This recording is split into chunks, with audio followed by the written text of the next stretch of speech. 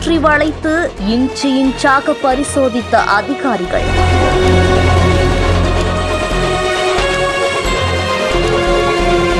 ஏதாவது தடையும் இருக்கான்னு மொத்த காட்டையும் அலசிய வனத்துறை.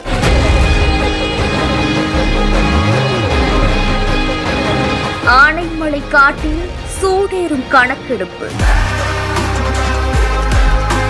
ஆனைமலை புலிகள் காப்பகம் பகுதிக்கு உட்பட்ட 6 வனசரகங்கள்ல புலிகளுடைய கணக்கெடுப்பு கடந்த 3 நாட்களுக்கு முன்னாடிதான் தொடங்கப்பட்டிருக்கு. இதுல 64 நேர்கோட்டு பாதைகள் அமைக்கப்பட்டு வனத்துறையினரும் வேட்டை தடுப்பு காவலர்களும் பணியில ஈடுபட்டு வராங்க. ஆனைமலை புலிகள் காப்பகம் பொள்ளாச்சி வனச்சரக பகுதிக்கு உட்பட்ட மணியன் சோலை வனப்பகுதியில 3 நாட்களுக்கு மாமிச உண்ணிகளும் மற்ற 3 நாட்களுக்கு தாவர உண்ணிகளையும் கணக்கெடுத்து வனத்துறை அலுவலகத்துல ஒப்படைக்கப்படும். குறிப்பா தாவர உண்ணிகளுடைய கணக்கெடுப்புல யானைகள், மான், காட்டெருமைன்னு விலங்குகளுடைய எச்சங்கள், நகைக்கீரல்கள்னு வனவிலங்குகளுடைய வழிபாதைகள்ல தொலைநோக்கு பார்வை கொண்ட கேமரா மூலமா மலைகள்ல தென்படக்கூடிய விலங்குகளை பத்தியும் செல்போன்கள்ல தென்படக்கூடிய விலங்குகள் பத்தியும் பதிவு செய்யப்படுது. பொள்ளாச்சி வனச்சரகர் ஞான பாலமுருகன் இத பத்தி என்ன சொல்லியிருக்காருன்னா, ஆனைமலை புலிகள் காப்பகம் பகுதிகள்ல பொள்ளாச்சி,